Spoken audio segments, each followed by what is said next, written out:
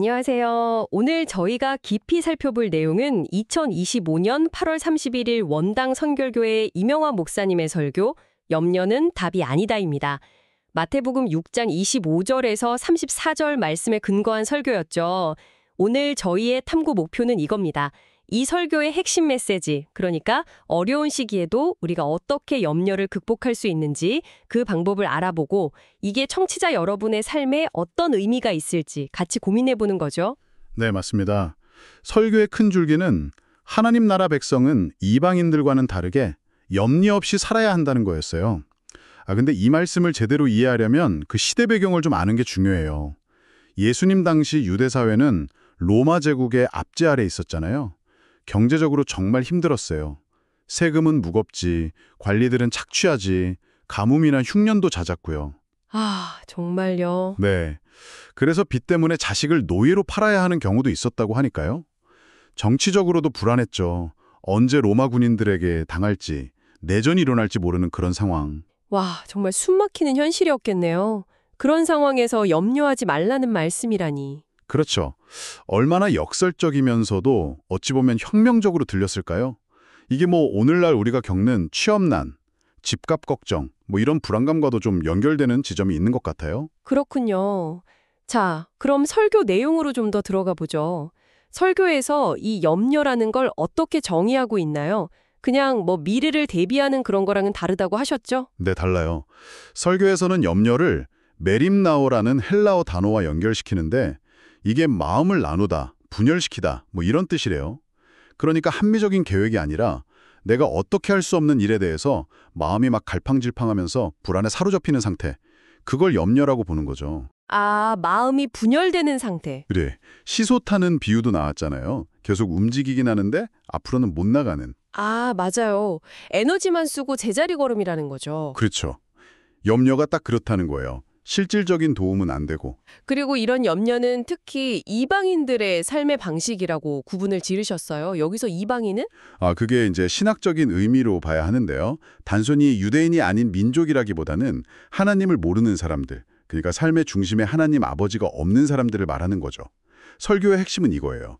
그 사람들은 기댈 아버지가 없으니 스스로 다 걱정해야 하지만 그러니까 믿는 사람들에게는 모든 걸 아시고 돌보시는 하늘 아버지가 계시다. 그러니 염려하는 삶은 우리 방식이 아니라는 거죠.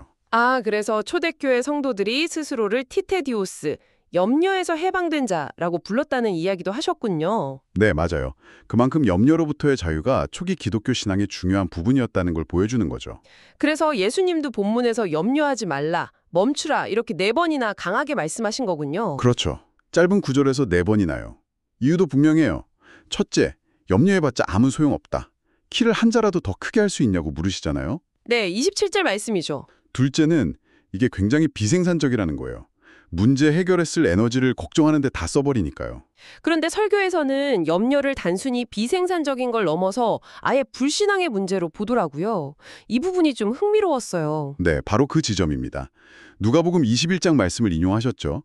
마지막 때 성도들이 조심해야 할 것으로 방탕함, 술 취함, 그리고 생활의 염려를 같이 묶어서 이야기해요. 탕함, 술 취함과 같은 급이라니 좀 의외인데요? 그만큼 파괴적이라는 거죠. 술이나 방탕함이 자기랑 주변 사람 망가뜨리는 것처럼 염려도 자기를 갉아먹고 또 옆에 있는 사람까지 힘들게 한다는 거예요. 맨날 걱정하는 배우자 옆에 있으면 얼마나 힘들겠어요. 하긴 그렇겠네요. 그래서 설교에서도 좀 단호하게 마귀 쫓아내듯이 걱정을 내쫓으라고 하셨군요. 예수 이름으로 명하노니 물러갈지어다 이렇게요? 네. TV 건강 프로 보고만 남의 병 걱정하는 것도 결국 같은 맥락에서 비판하신 거죠. 그게 다 하나님 아버지를 못 믿는 불신앙의 표현일 수 있다는 거예요. 내일 일을 미리 걱정하는 게 하나님의 영역을 침범하는 거다. 이런 말씀도 있었고요. 맞아요. 그러면서 조지 밀러 이야기가 나오죠. 걱정은 믿음을 끝내는 것이고 믿음은 걱정을 끝내는 것이다. 아, 기도만으로 수많은 고아들을 돌봤다는 그분 말씀이시죠. 네. 그의 삶 자체가 증거인 거죠.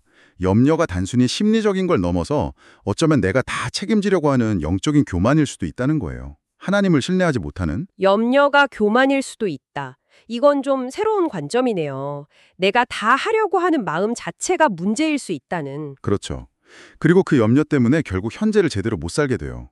미래 걱정하느라 오늘 할 일, 오늘 누릴 기쁨 다 놓치는 거죠. 실제로 우리가 하는 걱정 90%는 일어나지도 않는다잖아요. 자, 그럼 염려가 답이 아니고 심지어 불신앙일 수 있다면 대안은 뭔가요? 이명하 목사님 설교에서는 뭐라고 제시했죠? 대안은 아주 명확합니다. 바로 하나님 아버지를 신뢰하는 거죠. 공중의 새도 먹이시고 들의 백화퍼도 입히시는 하나님인데 하물며 자기 아들까지 내어주신 우리를 돌보지 않으시겠냐는 거예요. 로마서 8장 32절 말씀처럼요. 듣기만 해도 힘이 나는 말씀인데 사실 당장 힘든 현실 앞에서는 목사님은 내 사정 모르시잖아요. 이런 마음이 들 수도 있을 것 같아요. 네, 충분히 그럴 수 있죠.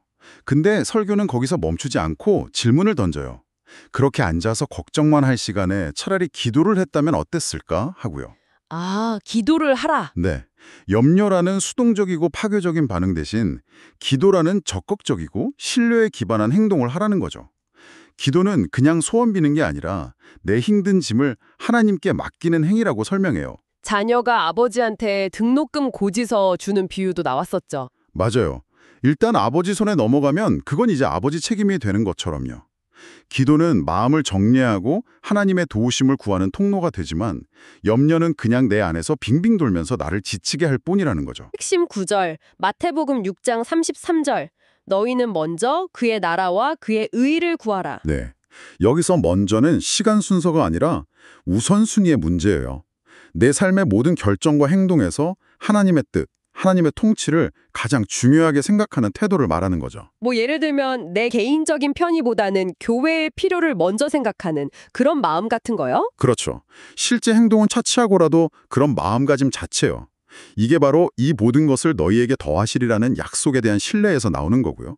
입으로는 믿는다고 하지만 실제 삶은 하나님 없이 사는 실존적 무신론자와 진짜 신자를 가르는 기준이 바로 여기에 있다는 거죠. 결국 염려에서 벗어나는 길은 내 필요에 집중하는 게 아니라 오히려 하나님의 나라와 의를 구하는 데 있군요. 바로 그겁니다.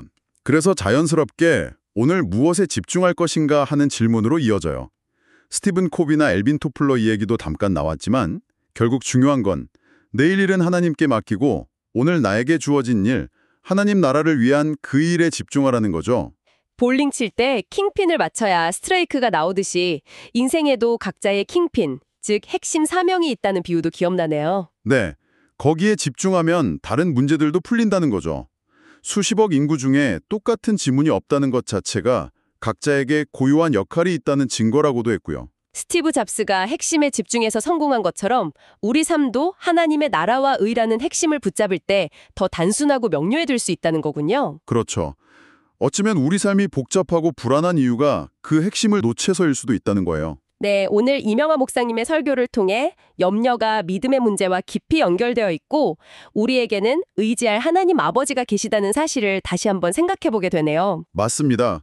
그리고 설교가 우리에게 주는 도전은 이거죠.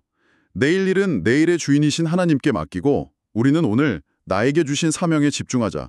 그게 염려의 짐을 벗고 평안을 누리는 길이라는 겁니다. 자, 오늘 이야기를 마무리하면서 청취자 여러분께 마지막으로 생각해 볼 거리를 하나 드리고 싶어요.